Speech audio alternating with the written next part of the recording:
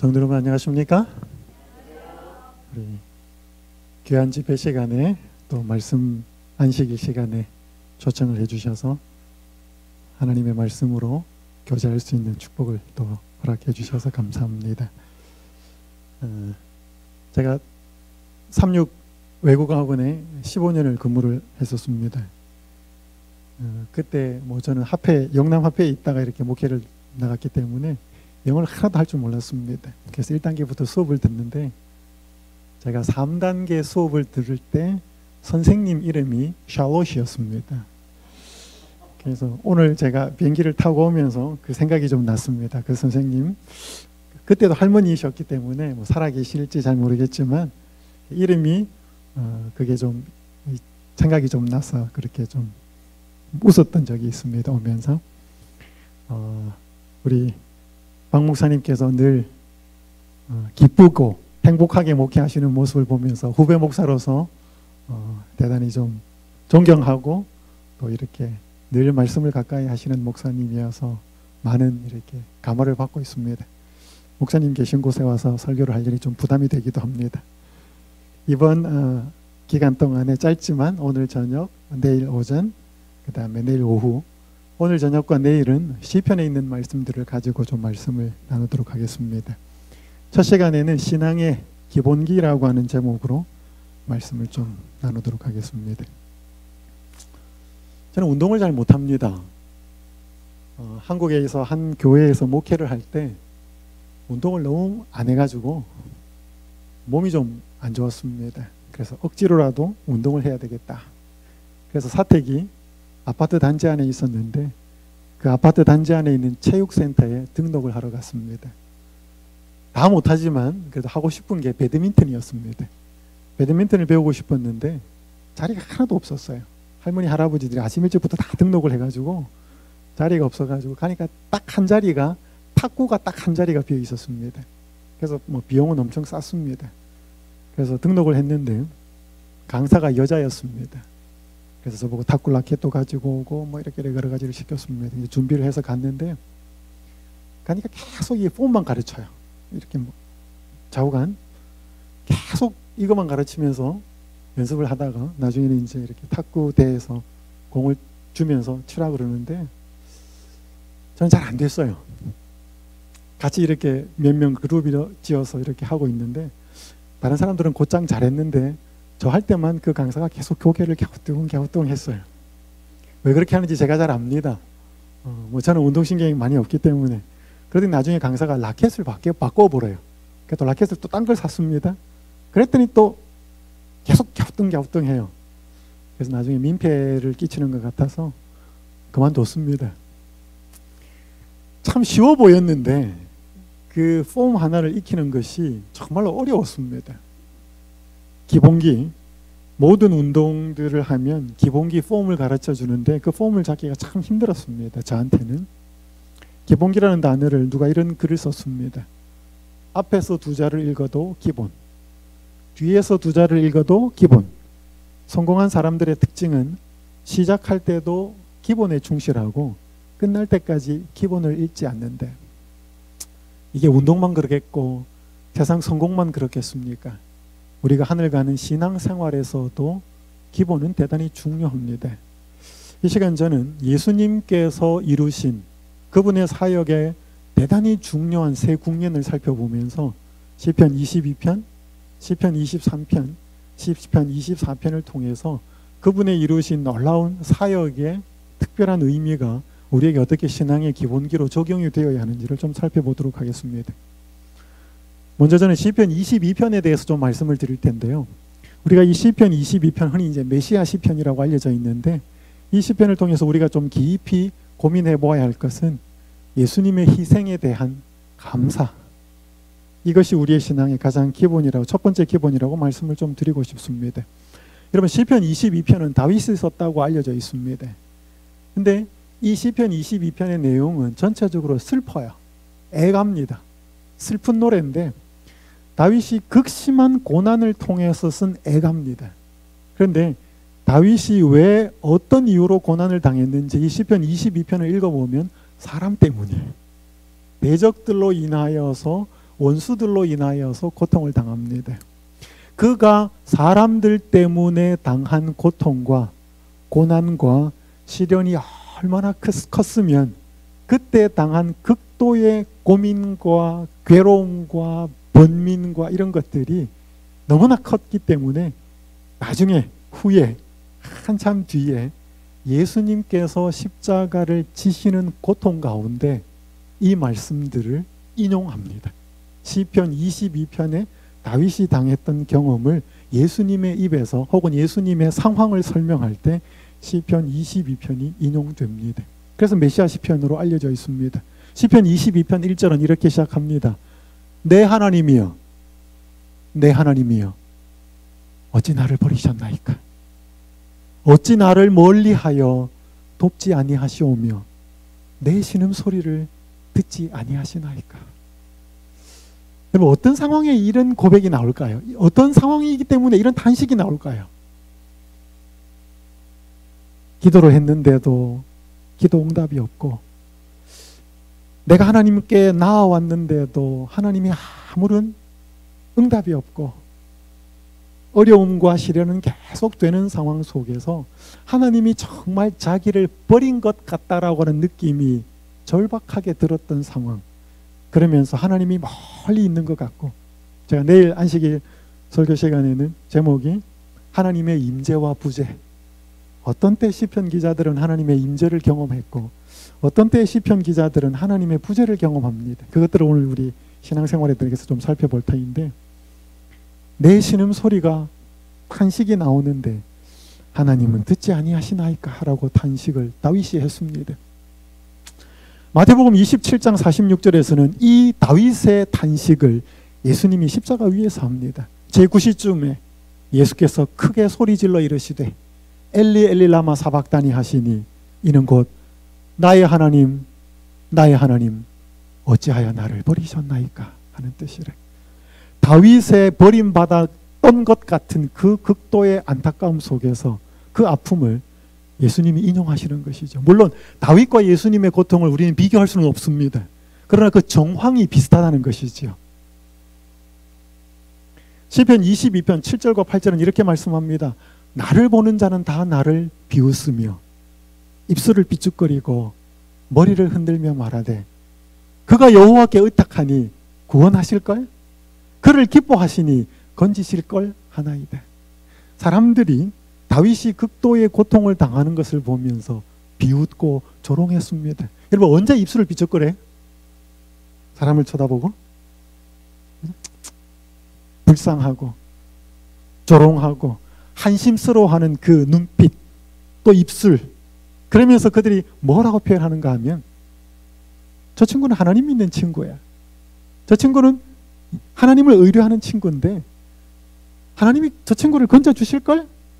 건져주신다는 게 아니고 뭐예요? 조롱하는 것이죠. 하나님이 살아있으면 저렇게 놔둘까? 그런 무시와 경멸의 태도를 다윗이 봤습니다.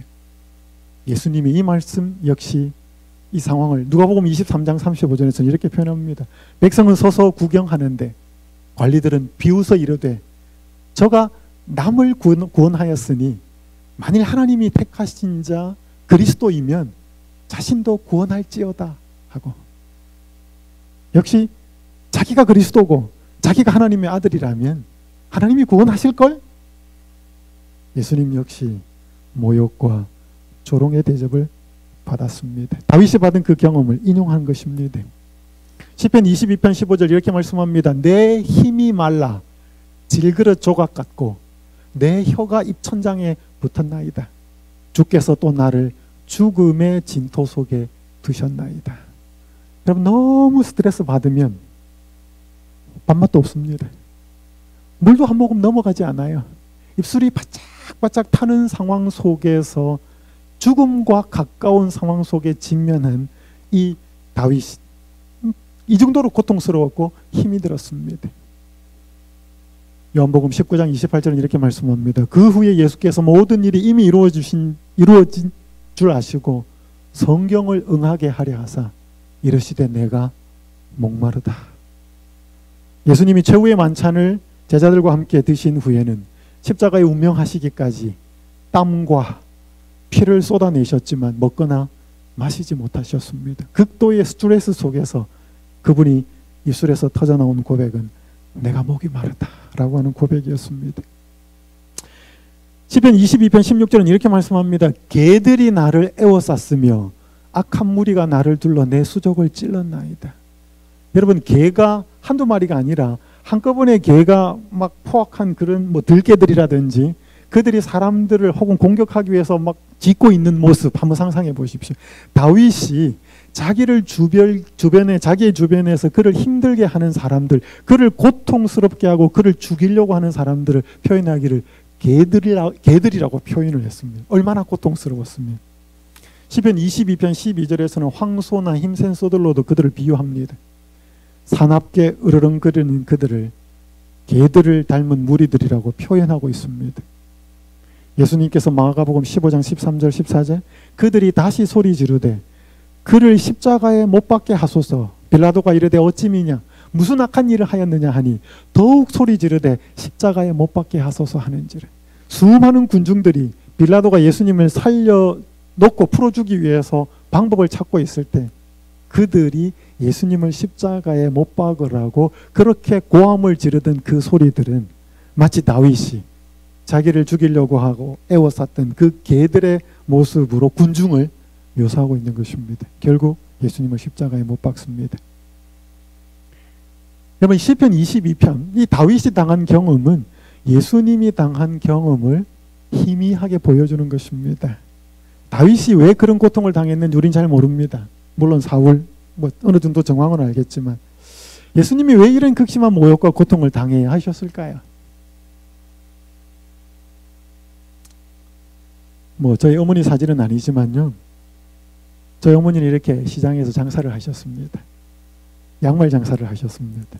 노점에서. 제 어머니는 37살에 과부가 되셨습니다.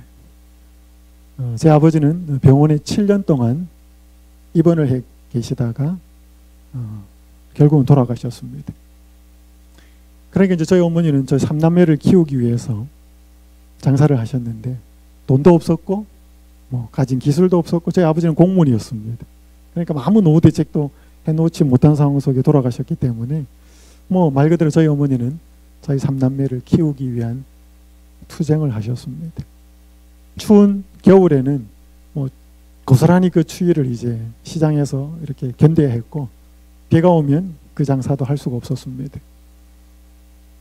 특별히 제 어머니가 장사를 하면서 힘이 들었던 것은 육체적인 힘이 고통이 아니고 육체적인 힘든 게 아니라 그렇게 저희 어머니가 장사를 하시는 것을 못마땅해 하는 주변 사람들이었습니다. 이 장사를 하는데 그렇게 주변에 있는 사람들이 저희 어머니를 힘들게 했습니다. 하루는 시장에서 밤늦게 돌아오신 어머니 손에 소주병이 들려 있었습니다. 그러면서 혼자 그 소주를 드시면서 입에서 이런 탄식 소리가 들려왔습니다. 내가 남편이 있었으면 저러지 않았을 텐데. 내가 혼자 아니었으면 사람들이 그렇게 나를 무시하지 않았을 텐데. 무슨 이야기였는지는 말씀하지 않고 그렇게 소주를 마시던 어머니가 머릿속에 아직도 남아 있습니다. 한 번은 시장에서 돌아온 어머니가 너무너무 힘들어 하셨습니다. 말씀을 잘 하지 않으셨을 때 제가 이유를 물었습니다. 그랬더니 어머니가 장사하는 그 가게 뒤에 옷장사였습니다. 똑같은 물품은 아니었지만 저희 어머니가 그 가게의 한 앞에 귀퉁이에서 장사를 하고 계셨는데 그 주인이 이제 터세를 부리는 겁니다. 이 앞에도 우리가 지금 물건을 놓고 팔고 싶은데 당신 때문이거든. 이제 당신 장사 그만하라고. 내일부터 이제 장사를 하지 말라는 것입니다. 저희 어머니가 이제 그 통보를 받고 집에 오신 거예요. 그날 밤에 어머니는 잠을 못 주무셨습니다. 저도 잠을 못 잤습니다. 그래서 제가 어린 나이에 잘 알지도 못하는 그 가게 주인에게 그날 밤에 저는 편지를 썼습니다. 저는 누굽니다. 여기 장사를 하는 아주머니의 둘째 아들 누굽니다. 제 어머니가 이렇게 장사를 하면서 저희들을 키우고 있습니다. 그런데 이렇게 장사를 못할 상황이 되었습니다. 제가 아저씨께 아주머니께 이렇게 편지를 씁니다. 쭉 쓰면서 우리 어머니가 여기에서 장사를 좀 하게 해달라고 제가 그렇게 편지를 썼던 적이 있었습니다. 한 번은 시장에 갔는데 저희 어머니가 없어요. 시장에 노점상들이 하나도 없고 가게만 다 장사를 하고 길이 텅 뚫려 있었습니다. 저희 어머니가 없고 다른 노점상 하시는 분들도 없었습니다. 그래서 주변에 있는 가게 주인들에게 물었습니다. 혹시 여기는 오늘 다 어디 가셨냐고. 저희 어머니도 어디 가셨냐고. 그랬더니 경찰서에 가보라 그래요. 그냥 경찰서로 갔습니다. 그 밑에 있는 경찰서에. 그랬더니 그날 노점상 단속이 나온 것입니다. 그래서 노점에 있는 장사하는 사람들 다 잡아갔어요. 그래서 저희 어머니가 저 경찰서 한 모퉁이에 쪼그리고 앉아 계셨습니다. 그러면서 벌금을 내고 각서를 쓰라는 것입니다. 앞으로 장사를 여기 사지 않겠다고. 그걸 나는 못 쓰겠다고. 그렇게 오시면서 저희 어머니는 대단히 서럽게 우셨습니다. 그리고 그 답답하고 힘든 일이 있을 때 어린 삼남매에게는 그 이야기를 못하고 힘들 때 일기장에다가 쓰셨습니다. 오늘은 시장에서 무슨 일이 있었다. 오늘 이런 말을 들었다. 내가 이 말을 듣고 뭐 그런 이야기들을 쭉 쓰면서 저는 우연하게 어머니가 쓰신 일기장을 보게 되었습니다. 제 어머니가 그렇게 사셨던 것은 여러분하고는 아무 상관이 없습니다. 그러나 아들인 저에게는 저희 어머니가 그런 힘든 고통과 사람들의 무시와 멸시와 모욕과 조롱을 받으면서 사셨던 이유는 저에게는 대단히 중요하고 저에게만은 그것이 너무나 의미 있는 어머니의 삶의 모습이었습니다. 제 외삼촌이 4분이 있습니다. 저희 어머니보다 오빠가 있고 남동생이 있는데 여동생이 걱정이 되고 누님이 걱정이 될 때 가끔씩 오셨어요. 오실 때는 저는 좋았습니다. 왜냐하면 용돈을 주고 가셨기 때문에. 그렇지만 한편으로는 싫었습니다.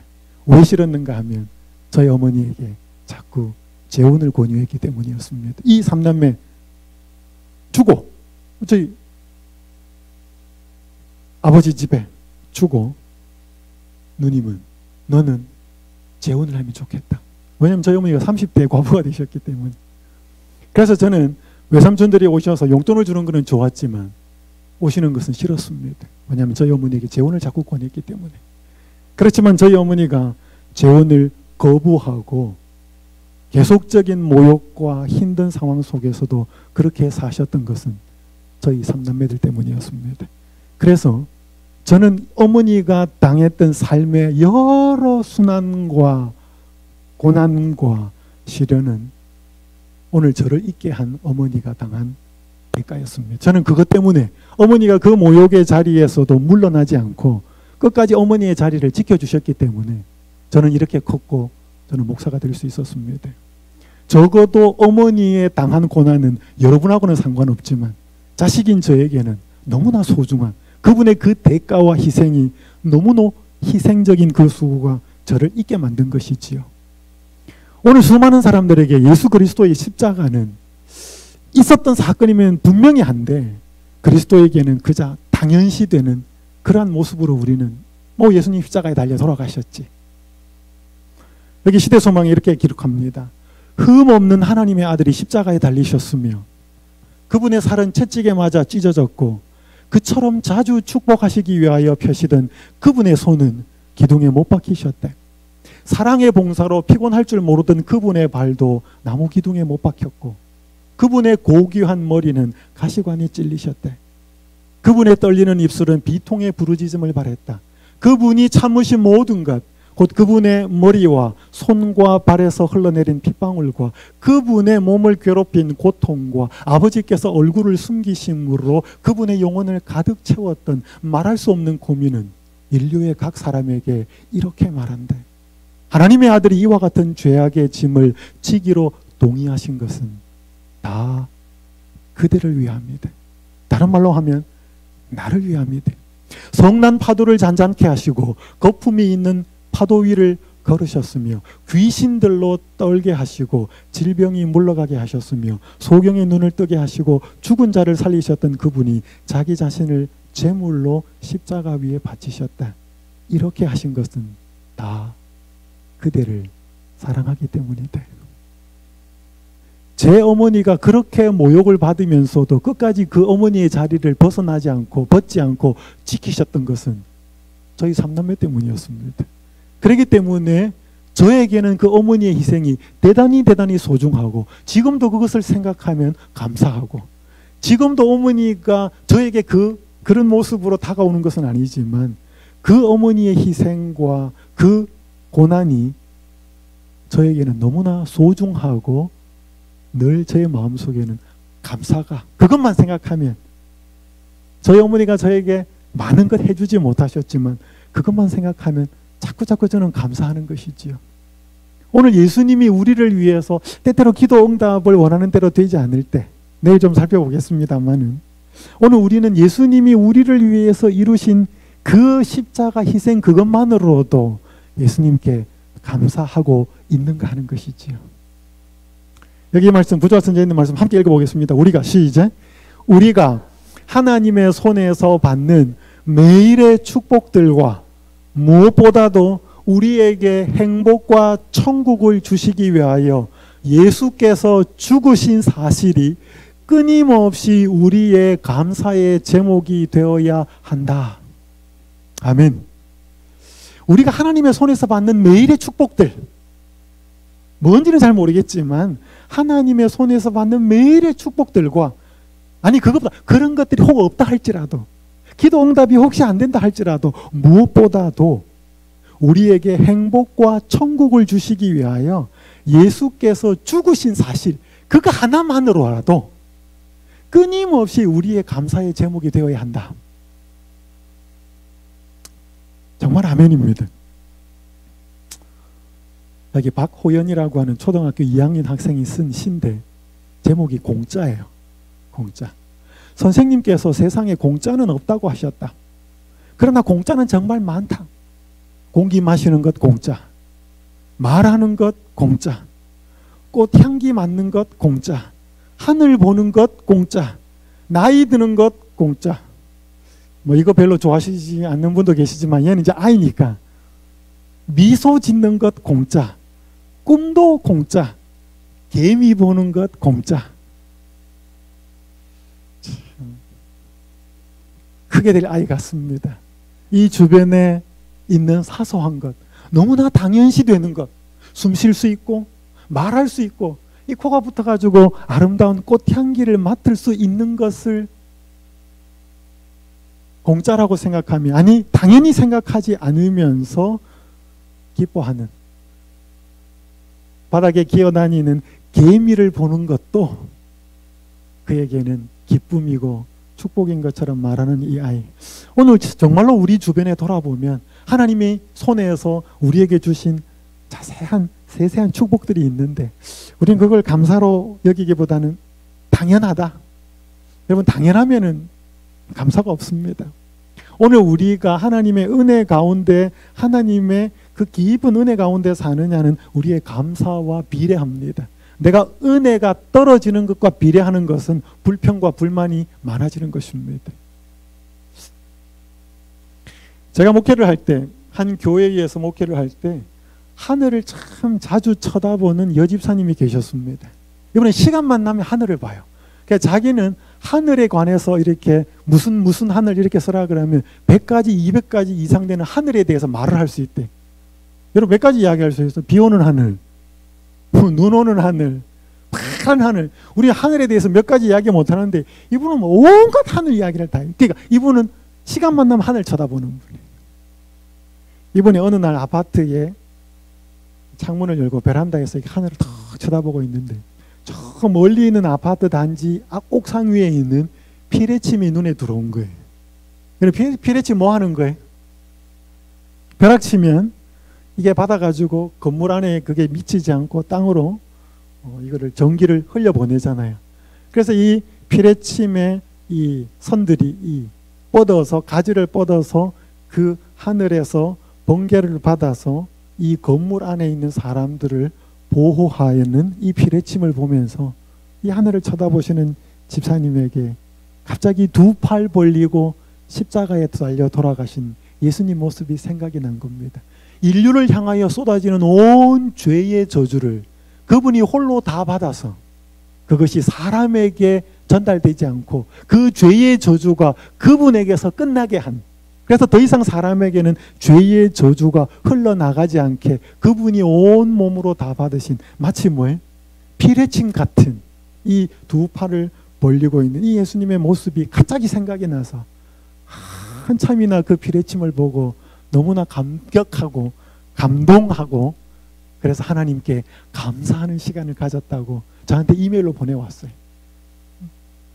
그러면서 늘 하늘을 생각하고 어떻게 하면 예수님의 이루신 그 은혜가 내 마음속에 자꾸자꾸 남아있을까를 생각하는 이것이 오늘 우리 재림신자들, 아니 그리스도인이 가져야 될 신앙의 가장 기본적인 모습 중에 하나라는 것입니다. 오늘 왜 우리의 모습 속에 이 예수님의 십자가와 이 희생은 자꾸 당연시하게 되는 것일까요? 이것이 내 마음속, 제 어머니의 희생과 고난은 저에게 절대로 당연시 될 수 없는 상황인데요. 왜냐하면 제가 자식이니까, 제가 그 희생과 고난의 덕을 입고 자라왔으니까.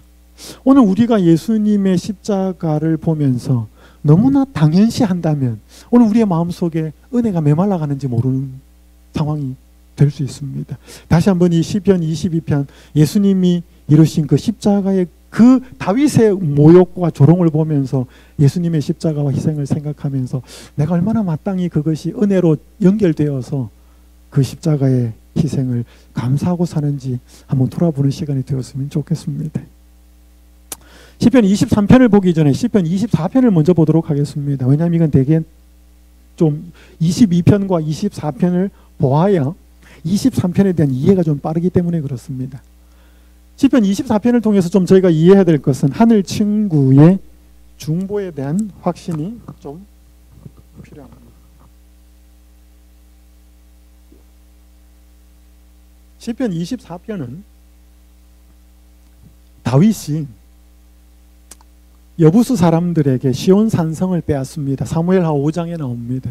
그러면서 그가 이제 왕이 된 다음에 법궤를 오벳 에돔의 집에서 예루살렘 성으로 옮겨올 때 불려진 노래가 시편 24편입니다. 이 부분은 두 부분으로 되어 있습니다. 첫 번째가 24편 1절에서 6절입니다. 제가 한번 읽겠습니다. 땅과 거기에 충만한 것과 세계와 그 가운데 사는 자들은 다 여호와의 것이로다. 여호와께서 그 터를 바다 위에 세우시며 강들 위에 건설하셨도다. 여호와의 산에 오를 자가 누구며 그의 거룩한 곳에 설 자가 누구인가. 특별히 이 시편 24편 그 법궤를 예루살렘 성으로 옮겨올 때, 여러분 예루살렘 성은 높거든요. 그러니까 그 예루살렘 성이 그 법궤를 옮기는 행렬이 높은 곳에 있는 예루살렘 성으로 올라가기 전에 산기슭에서 불렀던 노래라 그래요. 그러니까 여기 보니까 여호와의 산에 오를 자 누구며 법궤를 들고 기쁨으로 행진을 하는데, 이제 올라가기 전에 그 예루살렘 성을 바라보면서 여호와의 산, 여호와의 산에 오를 자가 누구며 그의 거룩한 곳에 설 자가 누구인가. 그 손이 깨끗하며 마음이 청결하며 뜻을 허탄한 데 두지 아니하며 거짓 맹세하지 아니하는 자로다. 그는 여호와께 복을 받고 구원의 하나님께 의를 얻으리니 이는 여호와를 찾는 족속이요 야곱의 하나님의 얼굴을 구하는 자로다. 셀라. 그렇게 이제 이걸 한 구절씩 교창 노래로 화답했던 그 노래였습니다. 그런데 두 번째 부분은 시편 24편 7절에서 10절인데 이것은 예루살렘 성 안으로 들어가기 전에 불렀던 노래입니다. 문들아 너희 머리를 들지어다. 영원한 문들아 들릴지어다. 영광의 왕이 들어가시리로다. 영광의 왕이 누구시냐? 강하고 능한 여호와시요 전쟁에 능한 여호와시로다. 문들아 너희 머리를 들지어다. 영원한 문들아 들릴지어다. 영광의 왕이 들어가시리로다. 영광의 왕이 누구시냐? 만군의 여호와께서 곧 영광의 왕이시로다. 이 찬양을 하면서 법궤가 예루살렘 성 안으로 들어갔다 그래요. 그런데 이 시편 24편 7절에서 10절은 예수님께서 십자가에 돌아가시고 부활하신 다음에 하나님의 도성에 들어갈 때, 하나님이 예수님께서 부활하시고 영광 가운데 하나님의 도성으로 들어갈 때 그 입구에서 천사들이 환영하는 노래였다 그래. 그게 시대소망에도 나와 있습니다. 그래서 마지막 우리 시대소망 끝 뒷부분에 예수님이 승천하셔서 이 예수님을 맞이하는 광경에서 영광의 왕에 들어가시리로다. 찬양합니다. 그때 한쪽에서 화답합니다. 영광의 왕이 누구시뇨? 강하고 능한 여호와시요. 그렇게 예수님의 승천에 관련된 시편입니다. 우리 정확하게 어떤 모습인지 모르겠지만 여러분, 예수님이 승천할 때 제자들 눈에서 하늘로 올라갑니다. 사도행전 1장 11절 이렇게 말씀합니다. 이르되 갈릴리 사람들아 어찌하여 서서 하늘을 쳐다보느냐? 너희 가운데서 하늘로 올려지신 이 예수는 하늘로 가심을 본 그대로 오시리라 하였느니라. 이렇게 제자들이 보는 가운데서 예수님은 올라갑니다. 그리고 제자들의 시야에서 예수님이 사라졌을 때 그 영광의 도성 앞에서 그렇게 환영하는 천사들의 무리의 찬양 속에 예수님이 하나님의 도성으로 들어갑니다. 그 말씀을 엘렌 화이트가 이렇게 기록합니다. 제자들이 하늘에서 자신들을 위해 기도하는 한 친구가 있음을 안 것이 그들에게 얼마나 큰 기쁨의 근원이 되었겠는가. 그리스도가 눈에 보이도록 승천하셨기 때문에, 빨간 글자 같이 읽습니다. 시작. 하늘에 대한 그들의 관점과 생각이 바뀌게 되었다. 왜냐하면 그 당시 제자들에게 하늘은 두려운 곳이에요. 여러분, 옛날 사람들에게 하늘은 어떤 곳이에요? 나쁜 짓 하다가 사고 치면 뭐예요? 혹은 뭐 그러니까 신을 안 믿더라도 막연한 두려움으로 야, 하늘이 보고 있다. 내지는 뭐 하늘이 두렵지 않느냐, 천벌이 두렵지 않느냐. 뭔가 평소에는 하늘 잘 생각 안 하다가 나쁜 짓 하고 나면 뭔가 이렇게 벌 주는 어떤 누군가가 무한히 힘 있는, 그래서 사람을 벌 주는 존재가 있는 곳 같은 곳이 하늘이었습니다. 제자들에도 마찬가지였죠. 그런데 제자들이 예수님이 하늘로 승천하시는 모습을 눈으로 봐요. 그러면서 그들에게 이제 자신들을 위해서 기도하는 한 친구가 있는 곳, 그게 하늘이 된 거죠. 그러니까 그들이 하늘을 생각할 때마다 뭐예요? 내 친구가 있는 것. 하늘에 대한 관점과 생각이 바뀌게 됩니다. 저는 36 외국학원에 근무할 때 3년을 사우스아프리카에 있었습니다. 거기에서 선교사들을 리크루팅하는 것이 저의 업무였는데, 그때 초등학교 2학년 그리고 유치원 다니는 제 둘 아들을 데리고 갔습니다. 그러니까 이제 아이들이 학교에 가고 유치원에 가고 하니까 이제 영어를 배워야 되니까 이 아이들이 축구를 좋아했어요. 그래서 영어를 좀 배우게 하려고 애들이 축구를 좋아하니까, 그 사우스아프리카는 영국 식민지였습니다. 그러니까 그 영국 잉글리시 프리미어 리그, 영국 프로 축구가 24시간 방송을 합니다. 그러니까 이제 아이들한테 영어를 좀 듣게 하려고 이 축구를 틀어줬어요. 그때 마침 대한민국의 박지성 선수가 맨체스터 유나이티드에 스카우트되어 갔어요. 그러니까 이 두 아이가 눈이 초롱초롱해가지고 이 축구를 보는 거예요. 그리고 맨체스터 유나이티드라고 하는 팀을 너무너무 좋아해요. 지금도 우리 아이 같은 경우는 체육복을 사도 그냥 이렇게 마크가 있는 거 사더라도 이거 맨체스터 유나이티드 마크를 지금도 삽니다. 여러분, 그 두 아이들에게 그 먼 나라 영국에 있는 한 축구팀 맨체스터 유나이티드는 아무 상관이 없는 팀이에요. 맞아요? 제 애들 둘하고 그 팀하고는 상관이 저하고도 없고, 근데 그 아이들에게 맨체스터 유나이티드 팀이라는 것이 왜 그들에게 좋아지고 너무나 중요한 팀이 되어버렸을까요? 딱 한 명이야. 둘도 아니야. 그 한국의 축구 선수 하나가 거기 있기 때문에 그 팀에 대한 생각이 뭐예요? 완전히 바뀐 거예요. 그 팀 로고만 나오면 뭐 너무너무 반가운 것처럼 다가가고.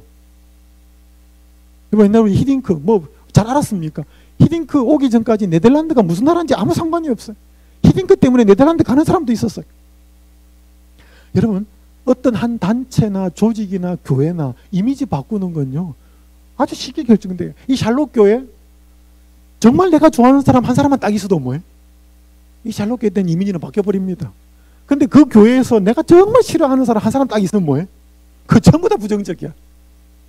사람의 생각이 그렇게 바뀌어버려요. 단순하게. 예수님의 제자들에게 눈으로 보이게 승천하시는 예수님, 이제 하늘로 올라가신 그 예수님이 우리를 위해서 기도하고 있는 존재가 저 하늘에 있다고 생각하니까 그때부터 뭐예요? 하늘을 생각하는 관점과 생각이 완전히 바뀌어버린 거죠. 하늘, 나를 위해서 기도하는 분, 내 친구가 있는 분이지. 여러분, 왜 재림 신자들에게 조사심판이 두려울까요? 시끄럽잖아요. 그죠? 좀 있다 없다? 뭐 제가 그걸 이야기할 수 있는 시간은 아닙니다만 정말로 나를 위해 하늘에서 기도하는 친구가 있다고 생각이 되어서 정말 친한 친구에게, 제 친구 여기 지금 한 명 와 있습니다만 친구에게 마음을 터놓고 이야기하는 그런 곳이 하늘이라면, 그분이 내 친구로서 기도하고 있는 분이라면 우리는 왜 두려울까요? 우리가 하늘에 대한 이해, 예수님의 중보에 대한 이해가 좀 더 필요합니다. 제가 한 목사님에게 들었던 내용이에요. 꽤 오래전에 한국에 자가용이 그렇게 많지 않을 때 이 목사님이 시골에 볼일을 보러 가기 위해서 버스를 탔습니다. 근데 이 버스가 시골에 정거장마다 서가지고 사람들이 계속 탔어요. 그러니까 이분이 탔다가 계속 밀리는 거죠. 이제 더운 여름이었습니다. 창문을 다 열어놔도 시원하지가 않아요. 근데 사람이 계속 타니까 이분이 밀리다가 갔는데 땀을 삐질삐질 흘리고 너무나 힘들었는데 갑자기 시원해지더랍니다. 나중에 보니까 뭐예요? 버스 천장에도 문 있잖아요. 그게 이제 밀리다가 이 중간에 있을 때는 다 막혔는데 사람으로 해서 바람 하나 안 들어오는데 이렇게 밀리다가 보니까 이 환기비 위에 뚫려 있는 문 밑에까지 간 거예요. 그래서 갑자기 위에서 시원한 바람이 불으니까 이분이 너무너무 살 것 같더라는 것입니다. 그때 이분이 깨달은 진리. 앞뒤가 막히고 좌우가 막혀도 하늘은 열려 있구나. 이게 이분이 깨달은 거예요. 그때.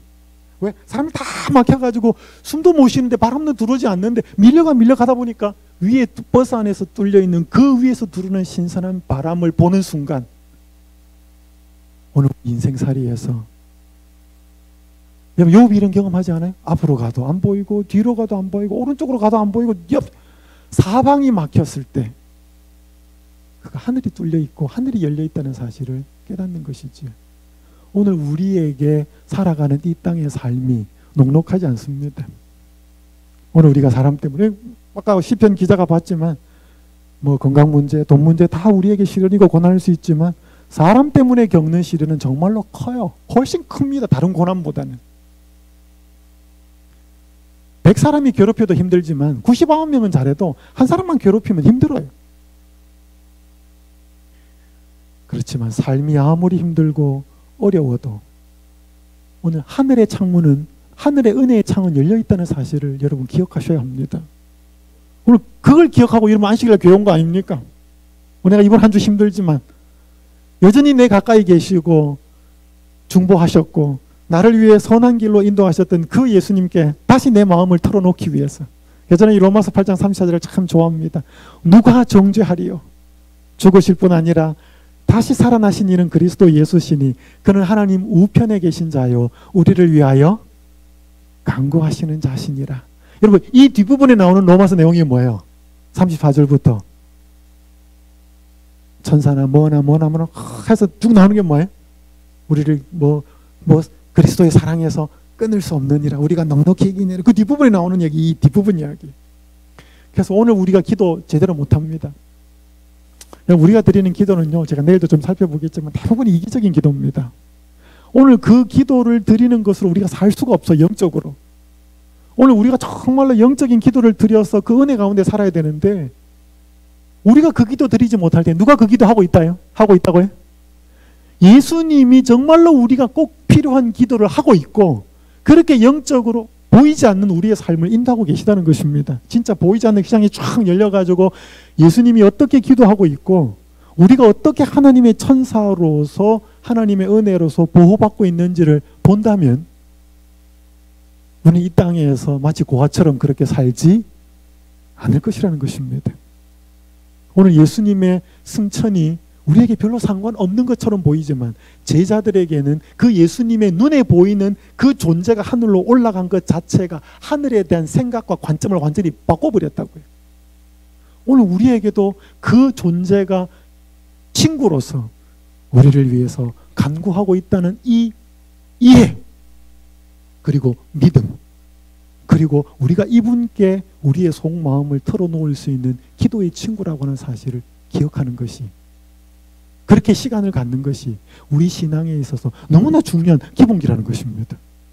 제가 오늘 첫 번째는 시편 22편을 통해서 예수님의 십자가 희생에 대한 감사가 정말로 내 마음속에 감사로 끊임없이 살아있는가, 두 번째 시편 24편을 통해서 하늘로 승천하신 이 친구이신 예수님의 그 중보의 기도, 그분의 은혜가 내 삶 속에 그렇게 감동으로 다가오며 이분과 교제하는 그런 삶이 있는가? 마지막 시편 23편은 죽어야 산다는 역설의 진리를 이해할 필요가 있습니다. 자, 질문을 드리죠. 여러분, 시편 22편이 뭐에 대한 내용이라고요? 다윗이 애가로 고난당하는 이야기이지만 시편 22편은 예수님의 십자가의 희생과 죽음을 이야기하는 메시아 시편이에요. 시편 24편은 뭐라고요? 다윗이 여부스 사람들에게 뺏어 다윗 산성에 법궤를 옮기는 장면에서 불려졌던 노래지만 문들아 열릴지어다 영광의 왕이 들어가신다 영광의 왕이 니시뇨, 예수님의 승천에 관련된 내용이 시편 24편이에요. 그럼 시편 23편은 뭐에 관한 내용일까요? 십자가, 죽음. 이거는 승천이에요. 그럼 시편 23편은요? 어떻게 해야 죽으신 분이 승천을 해요? 부활을 해야 승천을 할 거 아닙니까? 시편 23편은 예수님의 부활에 관한 내용이에요. 근데 우리는 대부분 시편 23편은 뭐라고 이해해요? 목자이시. 일단 제가 읽습니다. 여호와는 나의 목자시니 내게 부족함이 없으리로다. 그가 나를 푸른 풀밭에 누이시며 쉴 만한 물가로 인도하시는도다. 내 영혼을 소생시키시고 자기 이름을 위하여 의의 길로 인도하시는도다. 내가 사망의 음침한 골짜기로 다닐지라도 해를 두려워하지 않을 것은 주께서 나와 함께 하심이라. 주의 지팡이와 막대기가 나를 안위하시나이다. 주께서 내 원수의 목전에서 내게 상을 차려주시고 기름을 내 머리에 부으셨으니 내 잔이 넘치나이다. 내 평생에 선하심과 인자하심이 반드시 나를 따르리니 내가 여호와의 집에 영원히 살리로다. 우리 너무나 잘 아는 시편이잖아요. 우리는 이사야 53장에 우리 다 양 같아서 그릇 행하여 각기 제 길로 갔다. 우리를 양으로 보고 우리 하나님 아버지를 선한 목자이신, 그래서 그 우리를 인도하시는 이 아버지의 사랑과 이분의 인도하심을 우리는 이 시편 23편으로 읽어요. 그죠? 그렇게 봐도 맞아요. 그런데 여러분, 컨텍스트, 성경을 조금 더 넓은 의미로 볼 때 적어도 시편 22편, 24편 사이에서 시편 23편을 보면 십자가의 죽음과 승천 사이에 있는 이 장이에요. 그러니까 이것을 예수 그리스도 중심적으로 시편을 바라본다면 이게 좀 달라요. 자, 이게 왜 예수님의 부활을 설명해 줄 수 있는지를 말씀을 좀 드리겠습니다. 첫 번째, 여호와는 나의 목자시니 하나님 아버지예요. 그죠? 근데 여러분, 이사야 53장에 우리는 양 같아서, 맞죠? 그죠? 우리를 표현한 것이 있지만 요한복음 1장 29절에 유대 광야에서 예수님이 침례 요한에게 침례를 받으러 나올 때 침례 요한이 한 말이 뭐예요? 요한복음 1장 29절에 보라, 세상 죄를 지고 가는 하나님의 어린 양이로다. 그러니까 예수님도 누구였어요? 요한복음에 보면 예수님도 선한 목자지만 예수님도 어린 양이었어요. 세상 죄를 지고 가는. 그래서 이 시편 23편을 목자이신 하나님의 아버지의 관계와 어린 양이신 예수 그리스도의 관계로 읽어도 읽을 수 있다는 거예요. 우리와의 관계도 되지만 목자이신 아버지 하나님과 어린 양이신 예수 그리스도의 관계를 설명하는 구절이기도 하다는 것이에요. 왜냐하면 그가 나를 푸른 풀밭에 누이시고 쉴 만한 물가로 인도하시는도다. 여러분, 푸른 풀밭, 쉴 만한 물가. 다니엘 12장 13절에 보면, 다니엘 12장 끝절에 보면 다니엘에게 계시를 다 보여준 다음에 마지막으로 가브리엘 천사가 다니엘에게 한 말이 뭐예요? 이제는 쉬라. 평안히 쉬라. 그게 뭔 말이에요? 다니엘의 계시를 다 보여준 다음에 이제는 평안히 쉬고 때가 이르면, 그게 다니엘 12장의 마지막이 그죠? 그때 평안히 쉰다는 말은 무슨 뜻이에요? 너 이제 이거 다 계시 보고 이렇게 해서 네가 다 이해하지 못하지만 때가 이루어지면 이루어질 거니까 너는 네 소임을 다 했으니까 뭐 이제 편안히, 그죠? 그래서 여기 푸른 풀밭과 쉴 만한 물가는 첫 번째로 말하면 안식이에요. 안식이지만 고된 일을 마친 사람에게 임하는 안식. 그러니까 예수 그리스도가 시편 22편에서 그렇게 바쁘게 달려와서 이루셨던 그 십자가의 죽음을 이루시고 무덤 속에 들어가셔서 편안하게 쉬는 모습을 보여주는 말씀이기도 하다는 거예요. 왜냐하면 저는 지금 시편 23편을 목자이신 하나님 아버지와 어린 양이신 우리의 삶을 인도하시는 관계로도 볼 수 있지만 시편 22편, 24편의 관계 속에 더 넓은 의미에서의 예수 그리스도께 관련된 내용으로 시편 23편을 보고 있다 이 말입니다. 그래서 여기에 그 목자이신 하나님 아버지가 어린 양이신 예수 그리스도에게 푸른 풀밭에 누이시고 쉴 만한 물가로 인도하셨다는 것은 이제 십자가의 그 사명을 이루신 예수님에게 쉼을 주시는 모습으로 설명하는 것이죠. 그렇기 때문에 뭐라고 표현하는가 하면 3절에 그가 내 영혼을 뭐해? 소생시키시고. 여러분 소생이에요. 물론 이게 revival, 그냥 내 심령의 소생일 수도 있지만 뭐해? 죽어서 잠든 분을 살려내시는 소생이라는 것이죠. 왜냐하면 그게 밑에 갈 수 있는 게 내가 사망의 음침한 골짜기로 다닐지라도, 사망 이야기를 하는 것이거든. 그러면서 해를 두려워하지 않을 것은 주께서 나와 함께 하시며. 그래서 예수님이 무덤에 들어가셨을 때에도 하나님 아버지는 그 무덤을 지키시면서 함께 하신 것이지요. 그래서 내 원수의 목전에서 내게 상을 차려주시고, 원수의 목전에서 상을 차려주었다는 건 원수가 뭐 하지 못한다는 거예요? 건드리지 못하는 거죠. 그 앞에서 테이블에 밥상에 밥을 먹으니까. 이것은 사탄이 보는 앞에서 그를 제어하시고 사망의 권세를 깨뜨리시고 예수를 부활시켜서 승리를 주는 장면을 이야기하는 것이지요. 그러면서 내 평생의 선하심과 인자하심이 반드시 나를 따르리니 내가 여호와의 집에 영원히 살리로다. 여러분, 내가 여호와의 집에 영원히 산다는 말에 다른 번역, 다른 역본에는 뭐라고 되어 있는가 하면 이렇게 되어 있습니다. 내가 여호와의 집에 영원히 살기 위해 돌아가리로다. 그렇게 되어 있어요. 내가 여호와의 집에 영원히 살기 위해서 돌아가리로다. 뭐를 염두에 두는 거죠? 승천을 염두에 두는 거죠. 내가 여호와의 집에 영원히 살기 위해 돌아가리로다. 그러면서 시편 24편에서는 문들아 열릴지어다 영광의 왕이 들어가시리로다. 영광의 왕이 뉘시며. 그래서 이 시편 23편을 하나님 아버지와 예수 그리스도의 관계로 보면 예수 그리스도를 무덤에서 살리시는 부활의 상황으로도 시편 23편을 읽을 수 있다라고 하는 것이죠. 그래서 여러분, 우리가 부활을 통해서 배우는 중요한 교훈과 진리는 뭐 해야 산다? 죽어야 산다. 죽어야 산다. 여러분, 이 그림 한번 보시죠. 분명히 씨 하나가 떨어졌을 것 아닙니까? 그 씨 하나가 땅에 떨어져서 썩고 죽어서 싹이 나오면서 자라나온 그 조그만 싹이, 이삭이 어디를 뚫고요? 이게 나무가 되었을 때는 이 바위도 뚫는 무시무시하고 어마어마한 사건. 그래서 예수님 말씀하십니다. 누구든지 나를 따라오려거든 자기를 부인하고 자기 십자가를 지고 나를 따를 것이니라. 누구든지 제 목숨을 구원하고자 하면 잃을 것이요 누구든지 나를 위하여 제 목숨을 잃으면 찾으리라. 여러분, 오늘 우리 교회에서 생기는 모든 문제, 우리 가정에서 생기는 모든 문제, 내 삶에서 생기는 모든 문제 다 안 죽어서 생기는 문제. 동의하십니까? 죽으면 끝나. 죽으면 살아. 근데 안 죽습니다.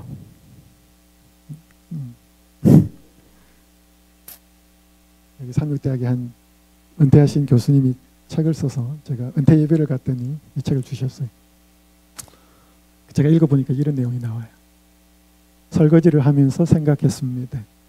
도덕구이를 하느라 프라이팬에 붙어있는 찌꺼기를 급하게 떼어내려고 철수세미를 살짝 사용했는데도 상처가 남았습니다. 물을 부어놓고 기다리면 쉽게 제거할 수 있다는 사실을 알면서도 성질 급한 본성을 어쩌지 못하고 실수를, 때로는 찌꺼기와도 같은 숱한 문제들을 물을 붓고 기다려야 한다는 평범한 설거지 철학. 여러분, 프라이팬 사용하고 나서 그거 한번 묻어가지고 그거 한 30분 물에 불려놓으면 어때? 그 다음에 다 떨어져서 설거지 하기 쉬워요. 근데 그거 끓으면 어떻게 돼? 그거 끓다가 이제 뭐 상처나고 하는 거죠. 어떤 문제는 좀 가만히 놔두고 뭐해? 하면 되는데 그걸 못 참아. 계속 그 한마디를 하는 거야 그냥.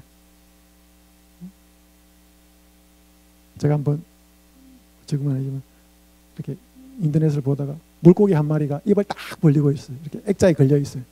그래서 이렇게 물고기 한 마리가 딱 벌려가지고 밑에 뭐라고 적였냐면 내가 입만 다물어서도 여기 있지 않는다.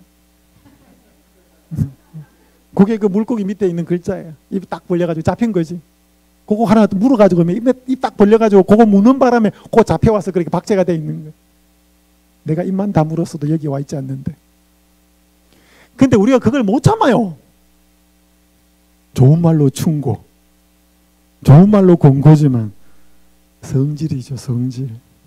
저도 똑같습니다. 근데 우리가 죽으면 사는 것은 아는데 그게 안 죽어져요. 그래서 우리에게 필요한 게 하나님의 은혜고 능력이에요. 제가 이제 마무리를 하면서 이거 삼육학교 교사가 쓴 간증문이 앞에 생략하고 제가 읽습니다. 말씀을 볼 때마다 예수님의 사랑을 느끼게 되었고, 이분은 자식 때문에 너무 스트레스, 자식을 내 마음대로 한번 해보려는데 안 되는 겁니다. 그러면서 남편 밉고 뭐 다 미웠어. 말씀을 볼 때마다 예수님의 사랑을 느끼게 되었고, 나의 인생과 내 속에 숨은 죄들을 이 말씀 속에 다 기록해 놓은 것 같았습니다. 수도꼭지를 틀어놓은 것처럼 눈물이 하염없이 쏟아지곤 했습니다. 나의 인생이 파노라마처럼 지나가면서 잘못 살아온 것들을 회개하게 되었습니다. 내 남편, 내 아이만 원망하고 살았는데 그들의 잘못이 아닌 내가 더 큰 잘못이었고 죄인이었다는 것을 알게 되었습니다. 아이가 얼마나 고통스러웠을까. 너무도 불쌍한 마음이 들었습니다. 아이를 앉혀놓고, 왜냐면 이 엄마가 아이 좋은 대학 보내려고 성경보다는 좋은 책 다 갖다 놓고 애한테 막 한 것입니다. 얘야, 너는 아무 잘못이 없어. 다 엄마가 잘못했어. 엄마가 예수님을 몰라서 예수님 방법대로 키우지 못한 엄마 잘못이야. 엄마가 사탄에 사로잡혀서 너에게 그런 고통을 주었던가야. 엄마를 용서해줘. 그리고 미안하다. 이렇게 아이에게 용서를 구하게 되었습니다. 그런데 제 마음이 얼마나 평안하고 기뻤는지 모릅니다.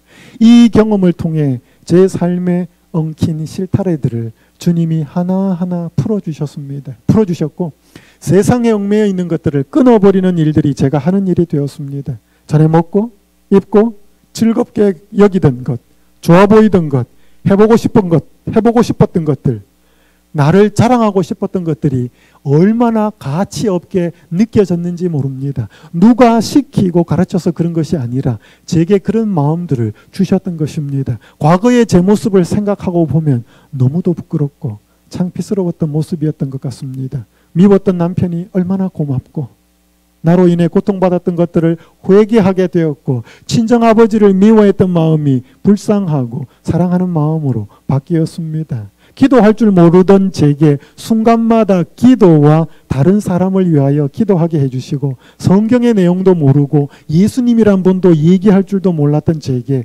오직 말씀과 예수님 이야기만 하고 싶어졌습니다. 눈먼 자였고 귀머거리였고 벙어리였던 저를 치료해 주신 것입니다. 예수님을 알면 알수록 내가 받은 은혜는 너무 큰 것이었습니다. 사망의 길로 가고 있는 나를 생명의 길로 인도해 주신 예수님이 너무 감사해서 주님이 원하시고 기뻐하시는 삶을 살기로 결심하였습니다. 상처난 곳을 치유해 주시고 회복시켜 주시는 주님이 얼마나 감사한지요. 주님께 순종하는 것이 무엇인지를 매일매일 배우며 살아가고 있습니다. 여러분, 이분이 죽었기 때문에 거듭난 거예요. 새 생명으로. 그런데 죽는 건 내가 죽을 수 없다는 것이죠.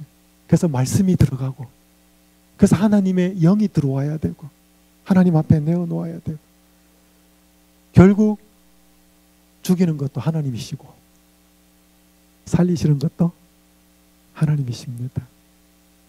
오늘 저는 이 시간 신앙에 예수님이 이루셨던 놀라운 새 구속의 과정, 십자가, 부활, 그분의 승천을 통해서 저희가 꼭 기억해야 될 신앙의 세 가지 기본기에 대해 살폈습니다. 우리를 위한 예수님의 십자가 희생에 대한 깊은 감사가 필요합니다. 이게 시편 22편이 말씀하고 있는 것입니다. 우리를 위해 기도하시는 친구 예수님의 중보에 대한 확신 필요합니다. 이것이 시편 24편에 승천하신 예수님을 바라보는 우리의 이해입니다. 우리의 죄된 본성이 성령의 능력으로 죽어야만 새 생명이 시작된다는 이 역설의 진리. 그래서 세상은 우리 보고 자꾸 살아라 그래. 너 그렇게 무시당하고 있으면 안 돼. 너도 지렁이도 밟으면 꿈틀거린다는 걸 너가 보여줘야 돼. 세상은 자꾸 그렇게 부추겨요. 그래서 우리 보고 자꾸 살아라 그래. 너를 무시하는 사람들한테 가만히 있지 말고 가만히 있으니 가만히로 알고 보자니 보자기로 알아서 무시하니까 한번 이렇게 니를 드러내보라는 것이 이게 보기 세상이에요. 근데 성경이 자꾸 뭐라 그래? 죽고자 하면 살 거다 그래. 그러니까 죽어야만 산다는 것이 예수님이 가르쳐주는 역설의 진리예요. 그 진리가 그래서 우리를 죽이려고 하면 우리는 반드시 성령의 능력을 구할 수밖에 없어요. 왜? 내가 스스로는 안 죽거든요. 오늘 다시 한번 십자가 희생에 대한 감사, 오늘 우리의 친구 예수님의 중보에 대한 기도, 죄된 본성이 죽고 새 생명으로 살기 위한 이 성령을 간구하는 이 죽음에 대한 이해, 그리고 삶에 대한 이해가 우리의 삶에 다시 한번 정립이 되어서 우리가 그토록 오래 하고 있고 예수님 오실 때까지 해야 될 이 재림신앙의 이 기초가 탄탄하게 진행이 되어서 그 위에 믿음의 아름다운 탑도 건물들을 세우시면서 아름답게 성장하는 여러분이 되시기를 간절히 바라면서 말씀을 마치겠습니다.